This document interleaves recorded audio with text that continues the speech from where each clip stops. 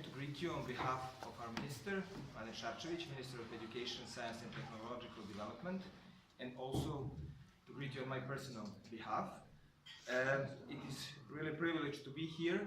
The Republic of Serbia has a strong interest in the issue and in the position in the Silk Road and in the project of Belt and Road. Also, Serbia and China have really good connections on the highest level, and also our economies cooperate very well. And I think that the academic and scientific cooperation is also one addition to this cooperation, and it should be enhanced in the future. I have a pleasure to say that we have very good connections with the People's Republic of China in many fields, and also we have several of international agreements concluded between our two countries, and we are in the process of concluding several others. Regarding the framework 16+1 and Belt and Road, there is also significant influence of Republic of Serbia, and I'm sure that we will have this position and even better position in the future. Also, I would like to emphasize that we have very good connections with the countries whose representatives are here, with Romania, Greece, Northern Macedonia. We are all part of the European higher education area. We all participate in numerous projects. For example, in Bucharest next week it will be a Bologna follow-up group meeting with also our representatives.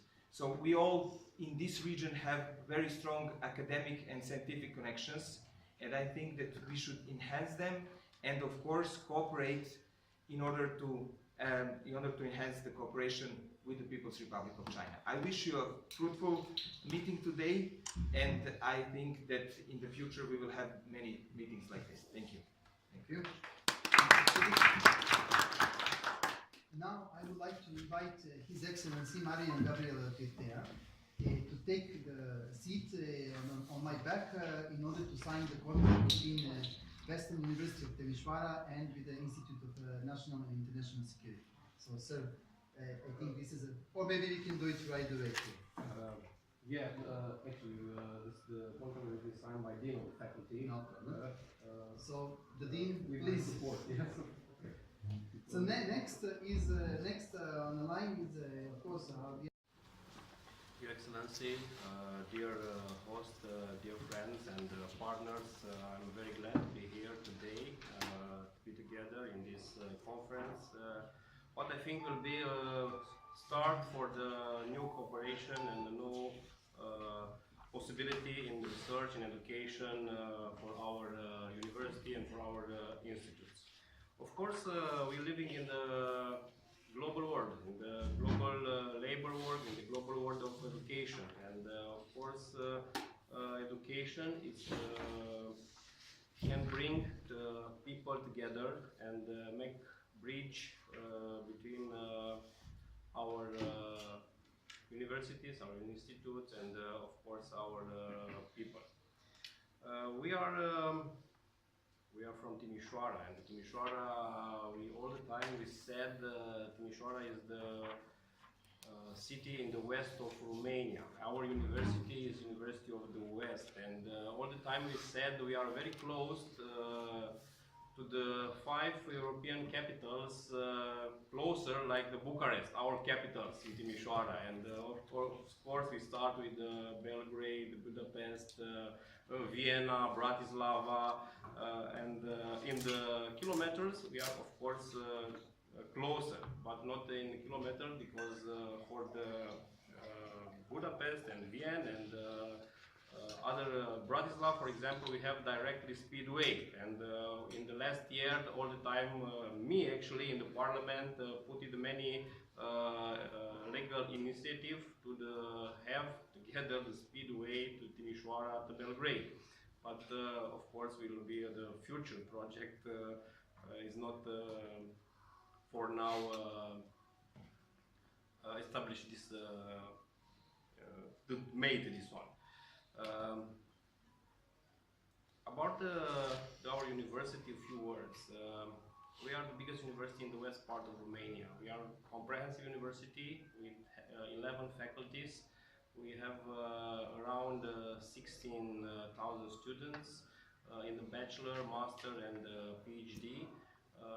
We have faculty of law, faculty of business administration, faculty of political science, faculty of mathematics, chemistry, physics, sports, art, informatics, and so on. In the last 5 years, we are present in the many international and national rankings, and together with the other 4 classical and very important university from Romania in Bucharest, Cluj, Iași, and Timișoara. We are a member of the Consortium Universitaria set, who is the biggest university in Romania, together with the Polytechnic University from Romania. This is a little picture about a few universities from Romania. Of course, what we have in the common with Serbian and the Greece. Next year, Timișoara and Novi Sad and another city from Greece will be European Capital of the Culture. And of course, we have many reasons to collaborate in the education, research, and the culture field of activities. Of course, like I like to say, we are living in the global world, and my city is Timișoara. My nation is Romania, and I don't know, my future and the future is the euro, the biggest concept. Of course, we are very open to the all collaboration, what brings add value, and that's why in May this year we organize at the university big conference 16+1 in the education field. That's why I think 17 Minister of Education will be present in our university.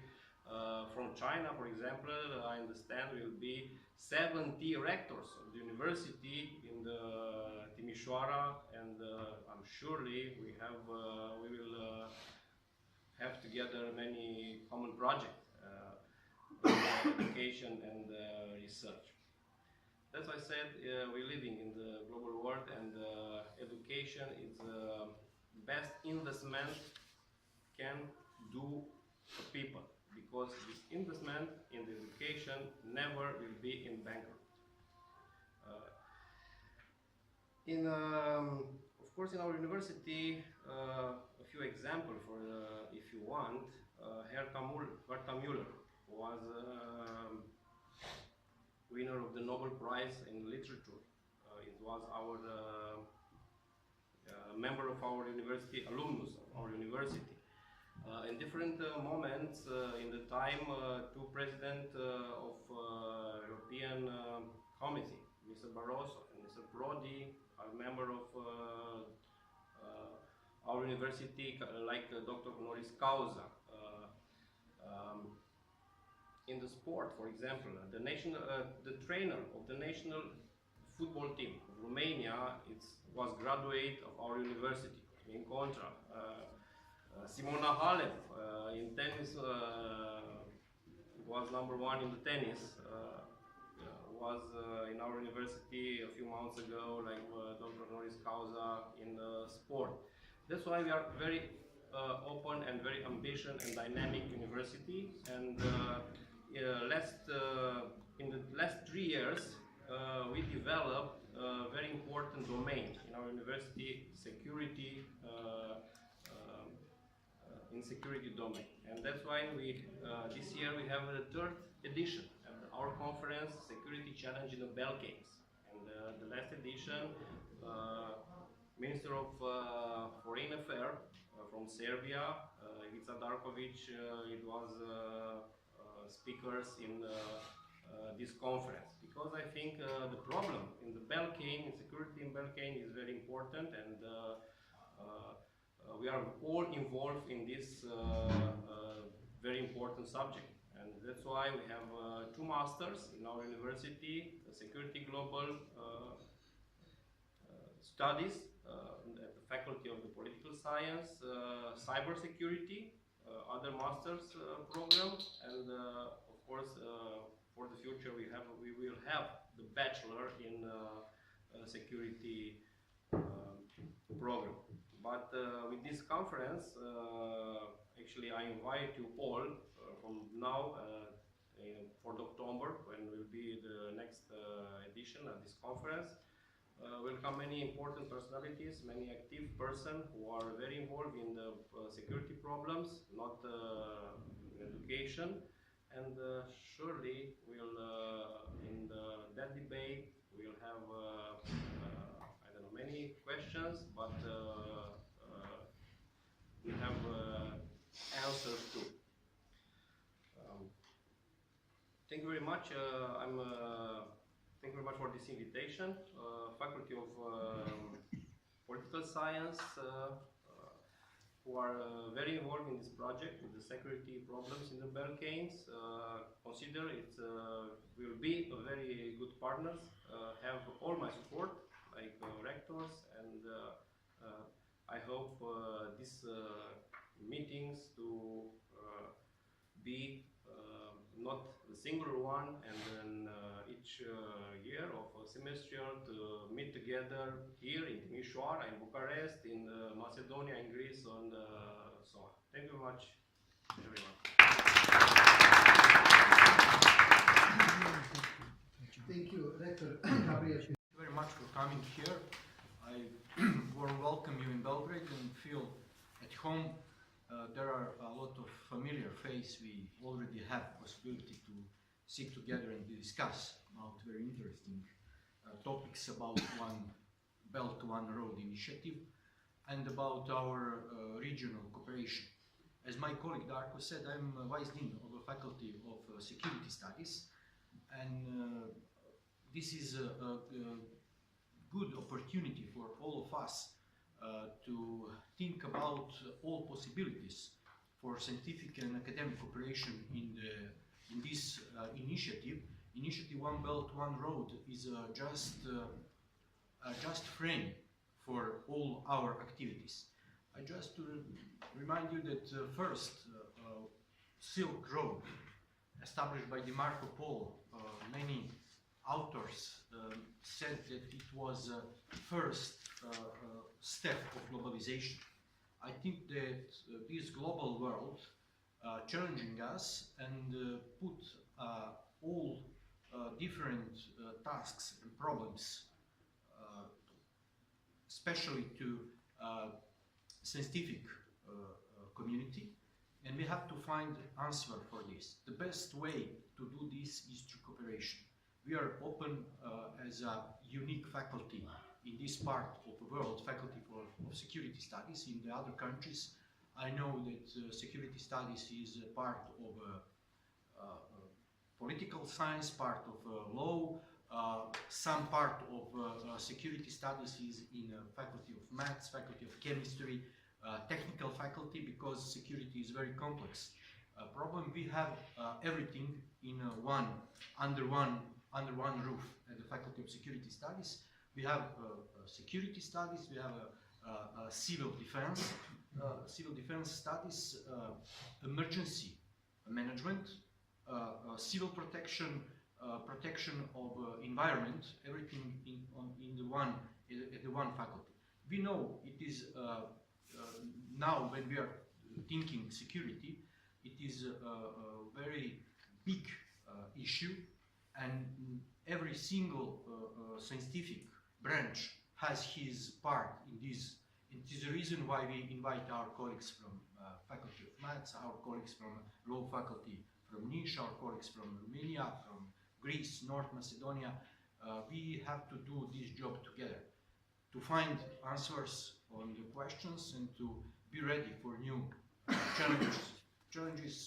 And Chinese initiative, One Belt, One Road, is a good opportunity for us to, in this frame, establish new cooperation. To establish our institute is dedicated to this goal, and we have together all of of you as one, let's say, international club for thinking security issues. We know very well it is a big problem in the fast changing world. We cannot find all solution for all problems, and this is not our ambitions.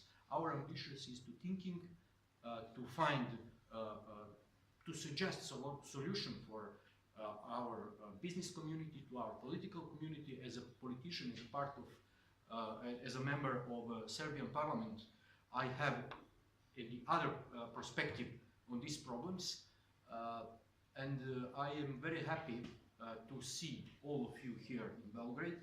I'm sure that next time we will invite our colleagues from other countries, which not just countries 16+1 initiative, even the other European and our surrounding country, especially that we have a lot of open questions here in the Balkan, and we have to find this question, find answer for this question. And I think that the initiative One Belt, One Road could be one good peace project. Through this project we can find many solutions for our problems here, especially in Balkan, because all Balkan countries are part of this initiative.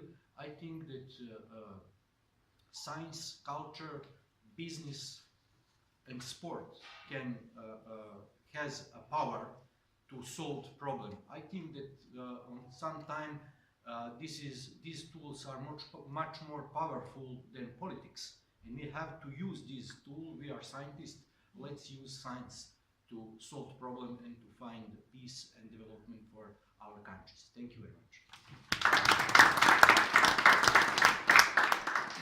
Before we go to the presentation of the participants, Minister Tubic, Vice Chairman and the Rector Piatia, and also Professor Drag Kisic, and also our organizer, local research security institute director,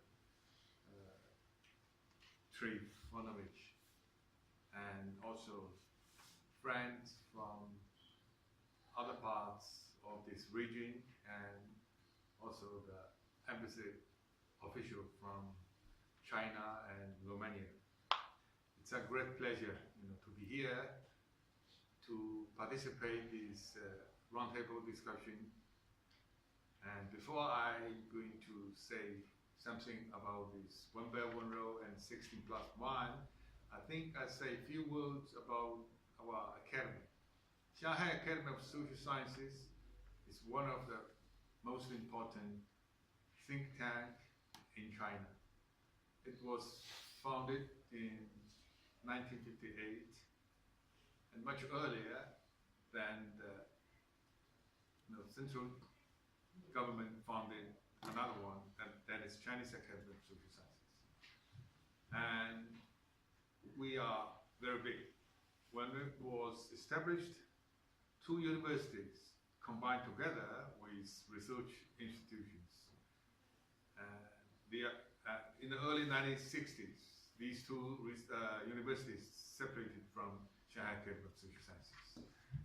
Now they become very famous, also very important universities in China. That is Shanghai University of Finance and Economics, and also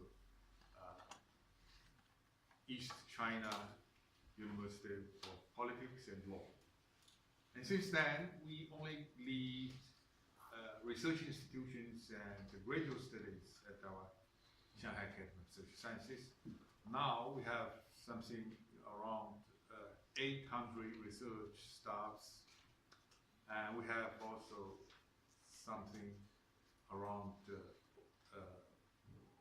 600 graduate students.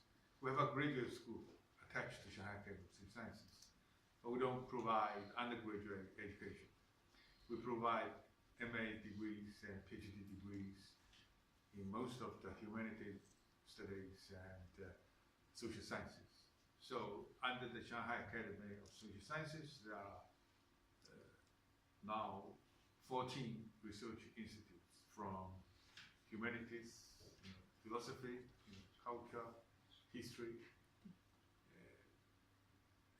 and literature, to social sciences, economics, even religions studies, sociology, law. So it's a very big research institution, and it's also engaged in a lot of policy research entrusted by both central government and local Shanghai municipal government.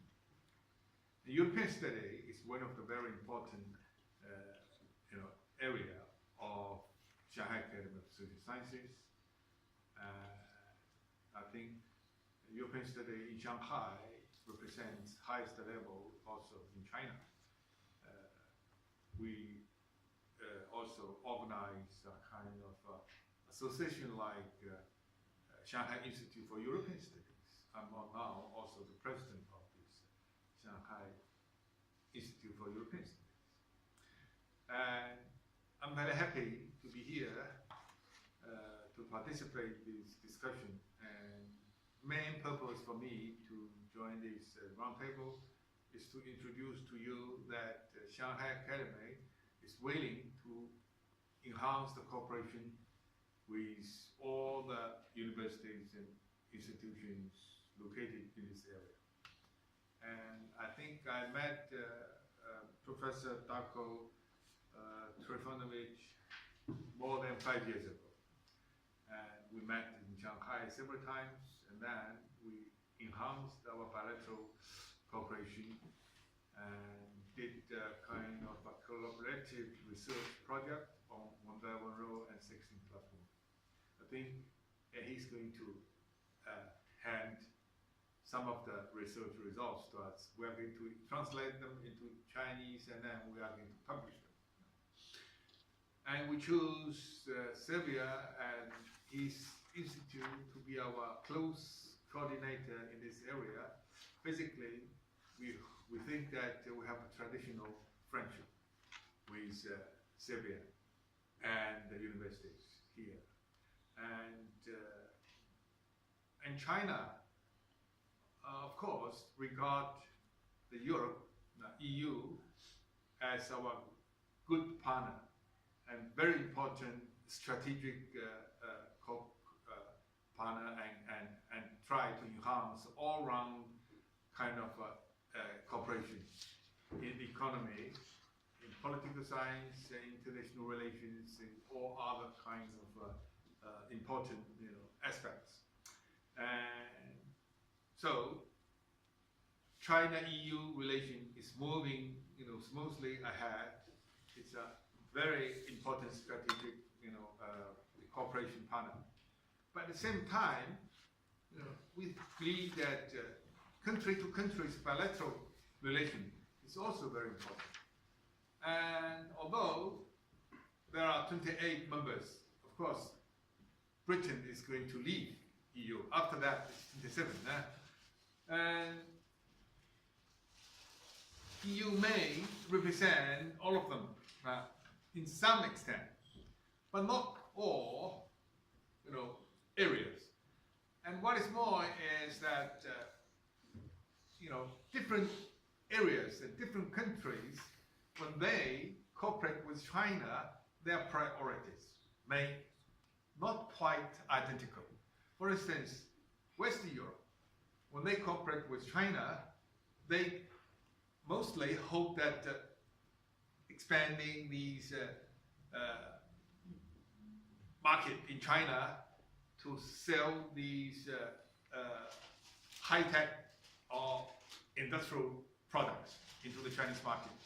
Now you see, all kind of Western European countries, auto brand names and their machine and advanced technology-based products in Chinese market.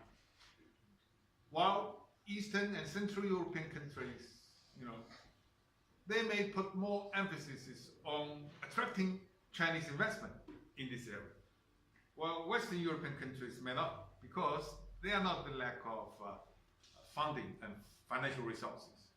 So this this example shows us that there may be different demand and different priorities. So to establish this kind of sub-regional cooperation framework, it's going to be more fitting, in creating bilateral economic, political, and cultural, educational cooperation.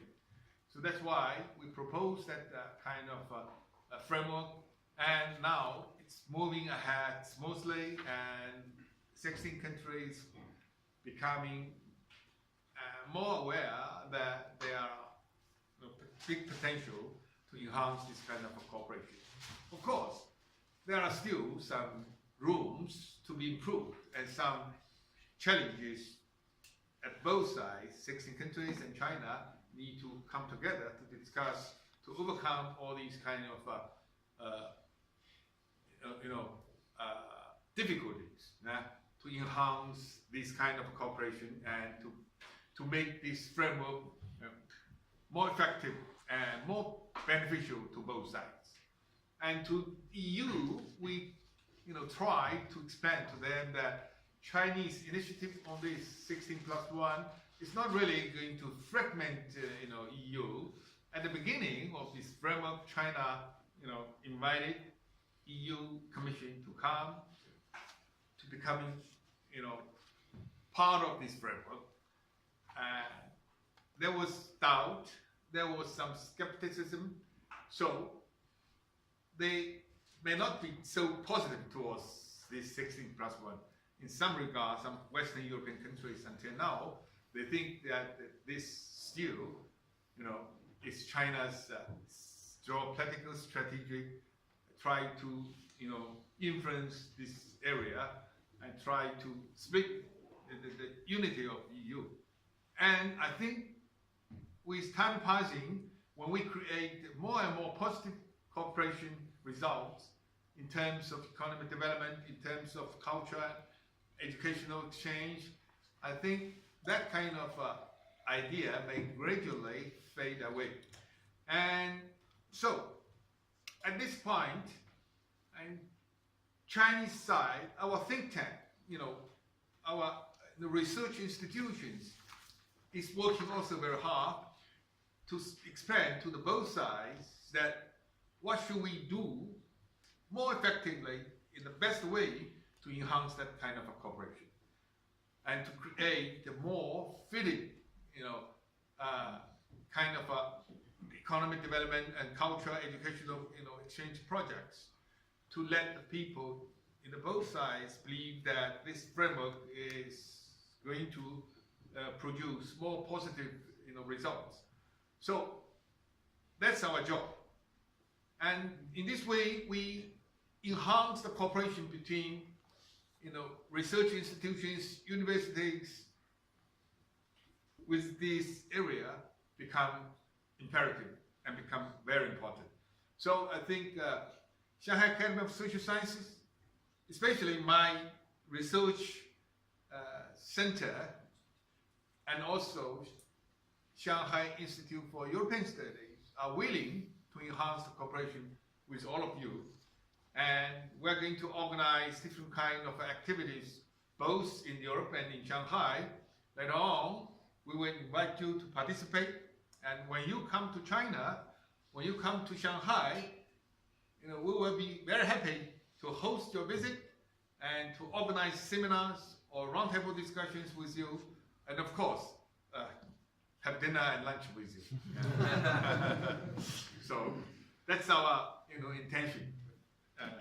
And I think another key word is Belt and Road Initiative. And similar to 16+1, Belt and Road Initiative was personally proposed in 2013 by our President Xi Jinping in different occasions. 21st century Sixth Road Belt Development Project was first mentioned when our President Xi Jinping came to Kazakhstan, to make a lecture, and he proposed that. And then the same year, October, when Xi Jinping visited the ASEAN country, visited ASEAN, Southeast Association of Southeast Asian Nations. The headquarters, and Xi Jinping proposed also the 21st maritime sectoral construction. And when it was first proposed, Western European countries, especially United States, believe that that is the geopolitical strategy proposed by China to offset U.S. influence, and even believe that this the strategy try to take place, overthrow the U.S. hegemony or the leadership in this area. I think 5 years has passed. We've seen that under this Belt and Road Initiative, what Chinese, have done is to promote infrastructure construction projects with, some countries in this area, and also we open further our domestic market to enhance the bilateral trade with Belt and Road Initiative countries. If you see the statistics, you could see that these countries' export and to Chinese market has been increasing enormously fast as compared to some other parts of the world. And now I think we believe that not only these economic activities is important, but also people-to-people's contact, and also these cultural educational cooperation is important. So there are many initiatives and projects, have been proposed and implemented by both China and the countries along these Belt and Road areas. And I think until now, what China has done is not to create problems and not really try to, combat U.S. influence and U.S. Or the EU, presence in this area. But rather, we hope that we can cooperate both with EU and US and to create a win-win situation. And both in the economic projects, we invite EU company, European company, and also US company. And take an example for this Asia Infrastructure Investment Bank. You see, all the projects are open for the procurement of any countries, not only the member who joined the AIB. In non-member countries, company could also come into to this procurement contract. So you could see that China is really willing to open all kinds of possibility to enhance the cooperation with all our trade partners and investment partners.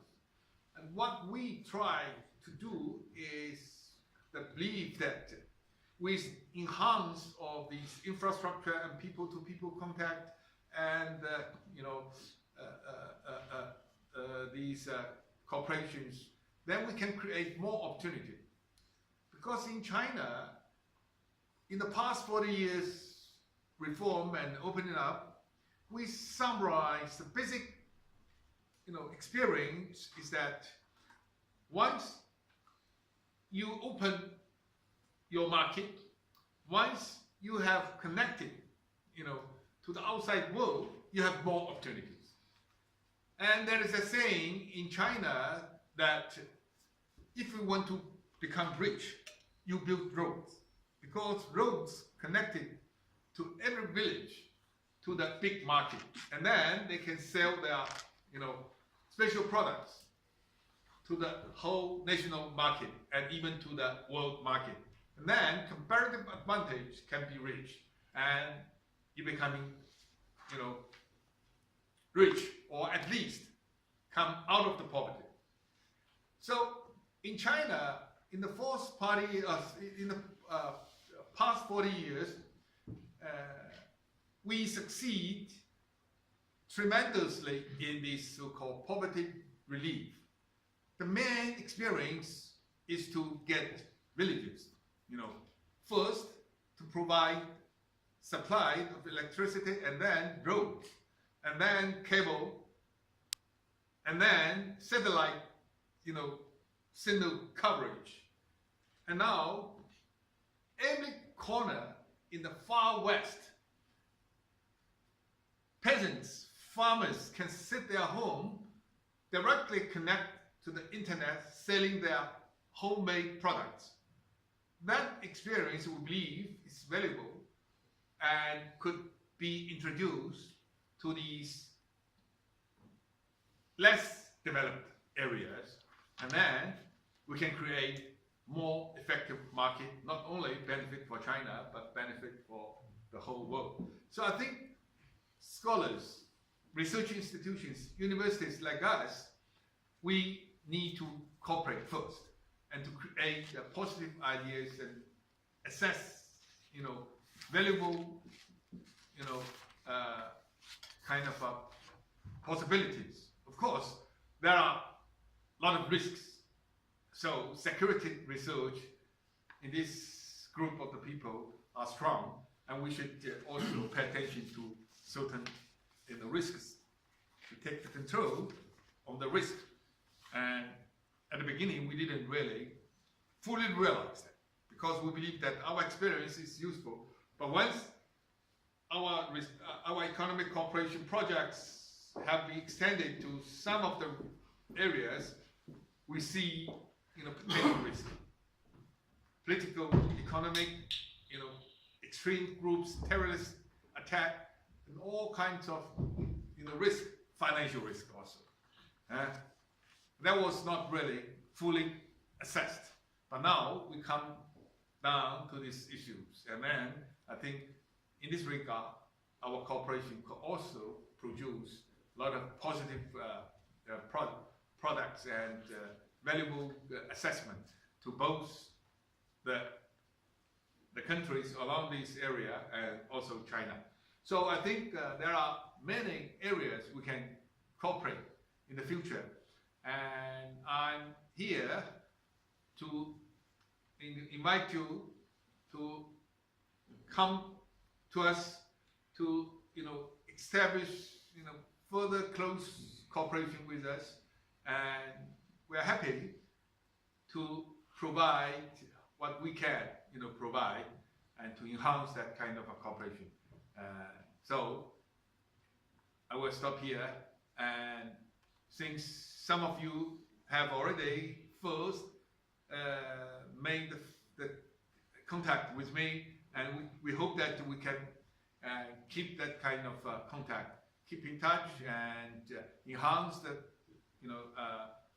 cooperation, and to find potential area to study together. Thank you very much.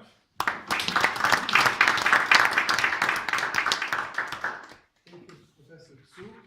Now it's great. I was invited by Darko to say a few words about my university and about the possibilities of academic cooperation between our universities. So my speech is focused on these two elements. Now, when it comes to our university, I gave to some of you the brochure of my university. It's called the National University of Political and Administrative Studies, and it comprises 5 faculties. Faculty of Political Science, which is I'm part of that, Faculty of Communication, Department of International Relations and European Studies, Faculty of Public Administration, and Faculty of Management. We have about 6,000 students. The university is fairly new. It was established right after the revolution. We have many professors who studied abroad or had fairly long periods of time cooperating with foreign universities. It's true that mainly in the West.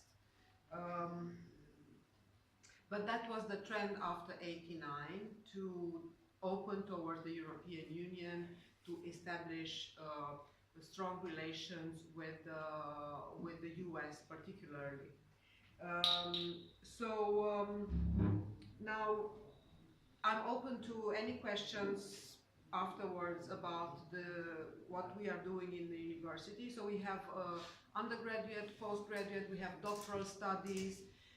We are a special university in the sense that we have some privileged relations with the political and diplomatic sphere, and we have quite a number of alumni who are in diplomats, ambassadors, or even top EU figures, like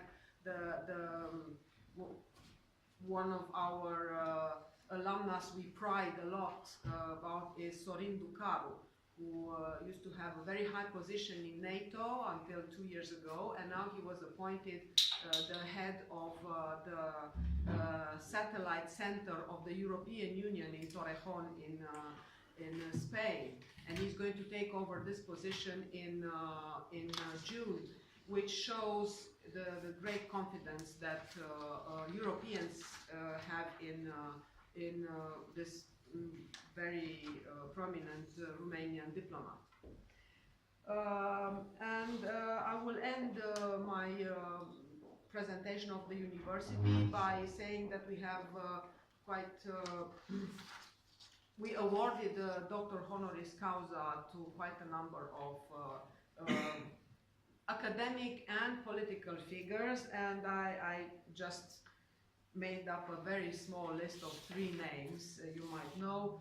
Former head of NATO, Lord Robertson, Professor Simon Hicks from London, and the last award was Franz Timmermans, who is Vice President of the Commission, and a very outspoken person when it comes to collaboration and the frame of European Union, Brussels, and countries in the eastern part of Europe.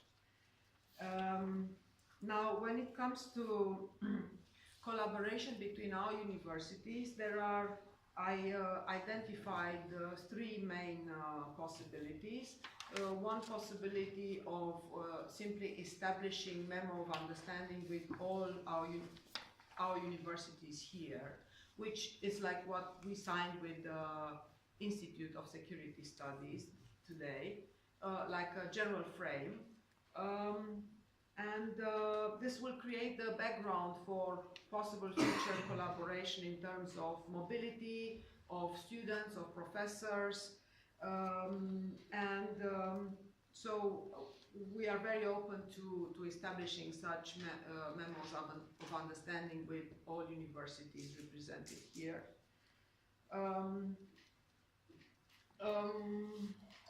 So we could, for example, establish some frame to have lecturers coming from your universities for one lecture or for a series of lectures to our university and vice versa. Or mutual participation in conferences, and I would like to thank Vasco here for sending out this invitation for a conference in Skopje, which is quite interesting for academics in the region. We could establish common research projects. Certainly this depends very much on the funding that each university has. So this is, let's say, the minimum we can do in the framework of bilateral relations. But there are, and this I'm going to the second part, saying that the bilateral exchanges between our universities and institutes could benefit out of Erasmus Plus program. And I'm very happy that Serbia became the 34th Erasmus Plus program country, and this happened in February, so very recently, which means that this is going to be possible for Serbia to participate in this exchange program. North Macedonia is already there. Yes. We have in our university special bureau dealing with Erasmus, and we have quite a number, over 60 universities with which we collaborate. We are very open to signing special Erasmus agreements with all your universities, and that will set the tone for further exchanges. Now, I'm also happy to say that last fall, the European Commission decided to double the funds for Erasmus. So they were about 15 billion for the present period of time, and for 2021 to 2027, they are going to be about 30 billion, not million, 30 billion, which is quite an amount of money. And the way it works, the Erasmus program, is that the more you do, the more money you get. So it sort of encourages you to expand relations, and we have here represented Greece as well, and Greece has also benefited from this program. So I think that we need to do more in this area of research and education to bring in Serbia and North Macedonia closer to the European Union. Because, I mean, for at least one reason, we are here, we are neighbors, and we cannot escape geography, let me put it like that. Let alone other interests which go further in history, of closeness, of relations, of friendship, and so on and so forth. So among the countries, so there's this possibility for us to, and I'm going to say that to our Chinese guest, that we had special agreements with universities within Erasmus, with countries outside of European Union. And we have already such agreements with Brazilian universities, with Israeli, and even with Chinese. But again, we need to sign special agreements, Erasmus. And talking about the relation with Brussels, my university established 2 weeks ago a club of alumni in Brussels, which means we want to cultivate more our relations with our former students who are now in various positions in Brussels, with the Parliament, with the Commission, in the infrastructure, and so on. By the way, I met a former student of mine like 10 years ago. She was my student, and now she is working in DG NEAR, which is very relevant for countries like Serbia and North Macedonia. And they are very well aware of the need of stepping up the support, because they studied, they know, they understand better. But there is a tension in Brussels always between bureaucracy and politics understood. And our role is to increase awareness of what is going on in the field, in the countries, as opposed to bureaucrats. And now the third possibility of exchanges could be based on common projects but funded by third parties, which could be, I was thinking of GMF or Friedrich Ebert Stiftung or Konrad Adenauer, and maybe possibly other sources which I'm not so much familiar with. But these are, let's say, institutions that tend to fund projects, research projects, educational, cultural projects in the region, and they may be, again, offering some solutions. So this is what I can say about our offer and what I can see in terms of cooperation. I try to be more applied and indicate that there are quite many ways in which we can do things together. Thank you. Thank you. Yes, and friends, I'm very happy to be here, and it's an honor for me and for our delegation to be invited this exclusive round table. Well, it's not really round, but we consider it round symbolically, of course, because my good friend Liana already spoke about the things I was planning to speak. I mean, the new developments in the Erasmus policies of the European Commission and the funding and the supplementation of funding, or the doubling of it, and the new accession of Serbia in February.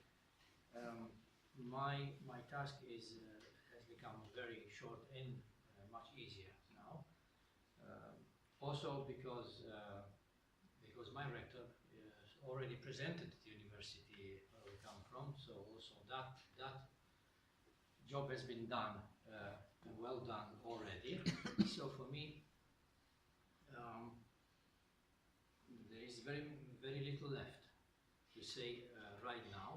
Of course, there will be informal discussions where we can say more and do more networking and exchange impressions and ideas, and that is a very important part of all such meetings, as we all know. Our faculty is a part of the West University of Timișoara, as you already know, and is an expanding school of the faculty of the university. We have another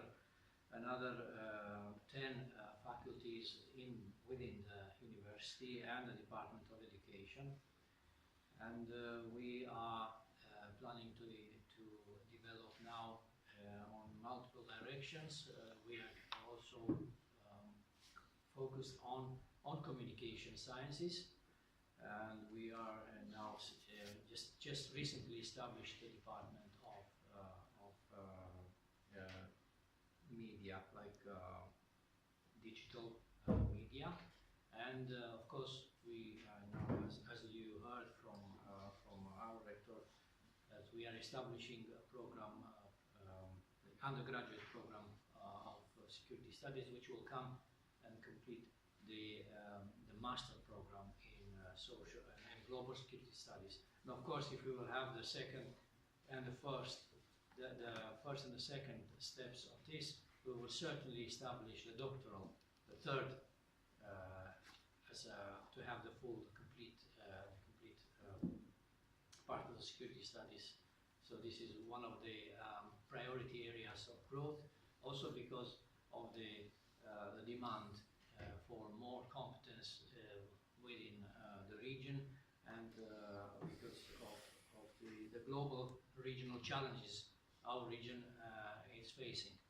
Hopefully at some point we will also go in the direction of establishing English lines as subsections of these studies. We will see how this goes. So I will just renew the invitation for the events you already heard that we are organizing, the security challenges in the Balkans, which will have the third edition this autumn, and is now a growing event, and it has a lot of good impact in the region, and not only, with people invited from the various structures, from the regional level and the European level, and beyond that. So you're very welcome to join us in the autumn, and also the 16+1 event, which will be hosted by our university, I mean the educational side.